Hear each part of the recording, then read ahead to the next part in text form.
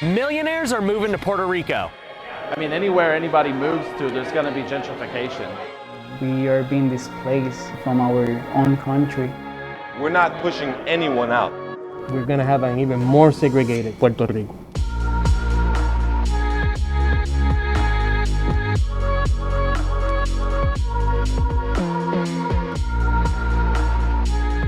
All of those images are from the same town, Dorado, Puerto Rico.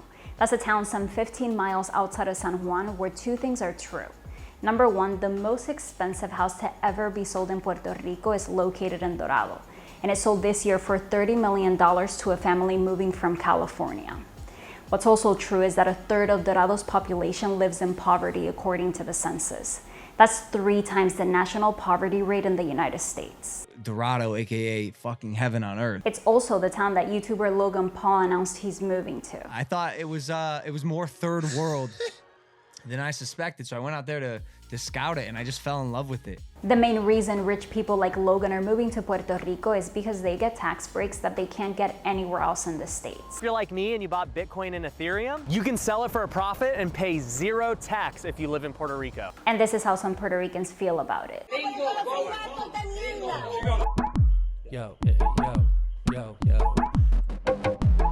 tax evaders, come out to play it. Querido Logan, we see you moving down here to PR. You just a 21st century Columbus named Logan.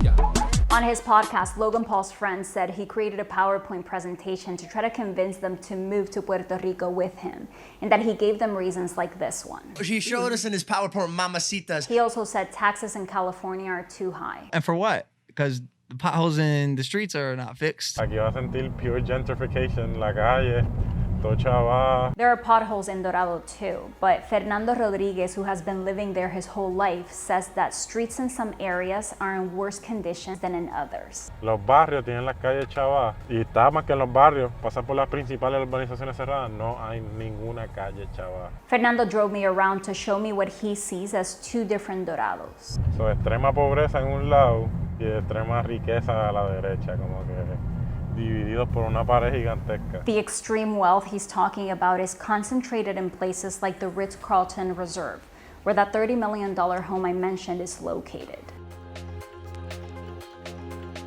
Te puedo decir que ese es como que el dream job de mucha gente de Dorado. Si trabajas en Ritz-Carlton, pues tienes un trabajo estable que te va a pagar bien en Dorado, pero nunca vas a poder quedarte en ese hotel.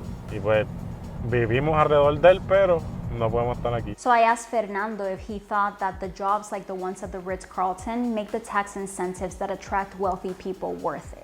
Pienso que no es justo porque prácticamente estamos costeando los gastos de ellos. Estamos como que pagando los taxes de ellos, dándole la comodidad, embreándole las calles, organizándole los parques, dándole las escuelas más buenas. Some of the tax breaks that are available for people moving to Puerto Rico like Logan Paul are not available to Puerto Ricans like Fernando.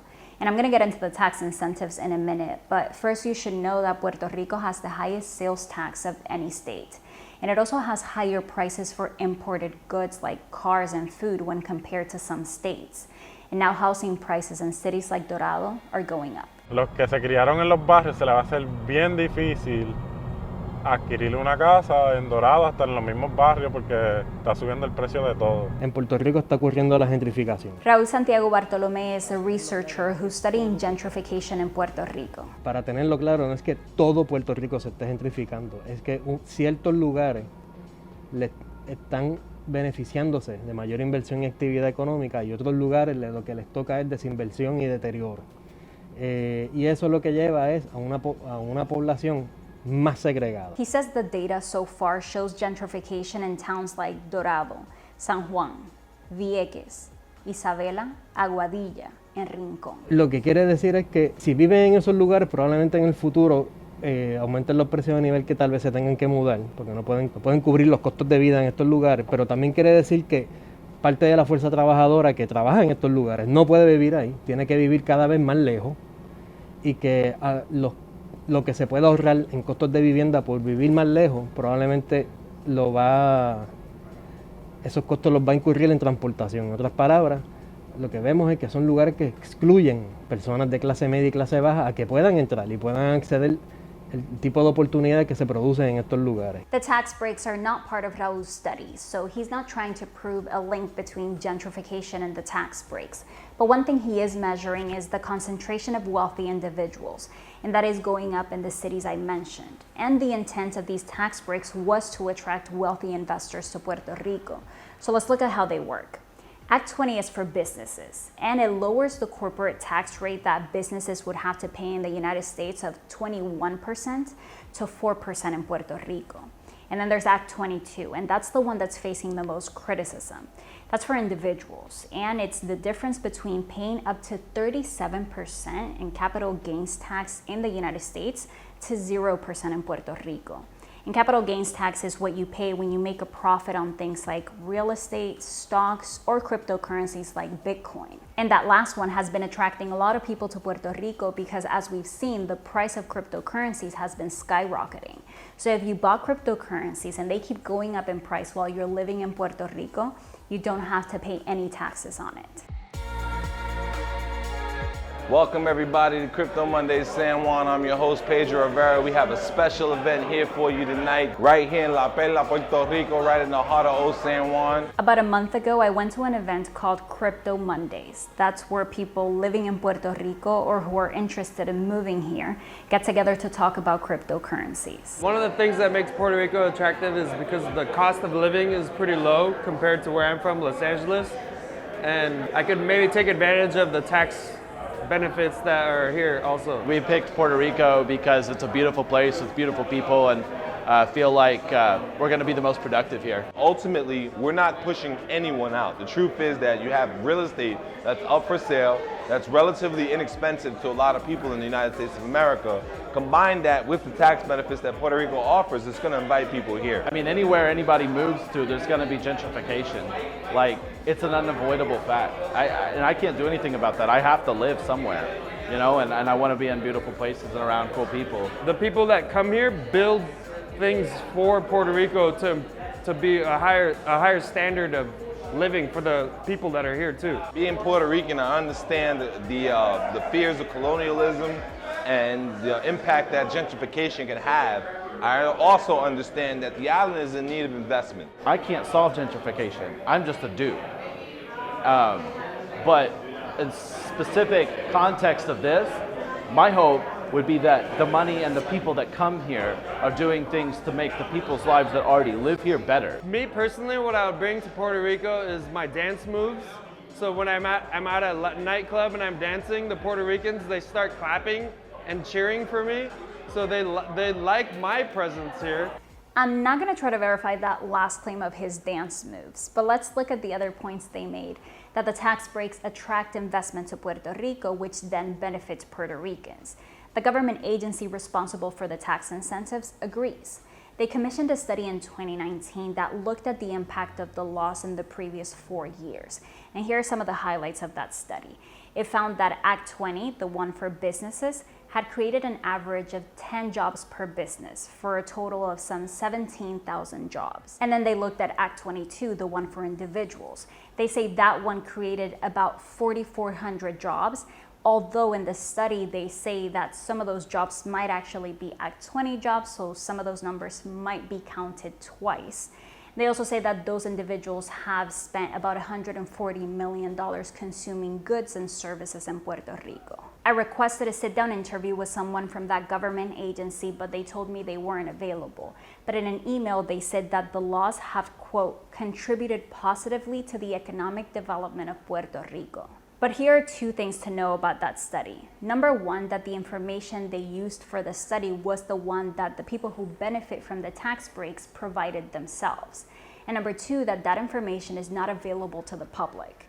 Raúl, who you heard from before, says that's a problem. En este tipo de estudios siempre es importante tener acceso a datos para poder reproducir ese análisis, para ver si se hizo bien, para ver si fue un ejercicio de rigor, o sea, para ver si tal vez se quedó algo que era importante incluir.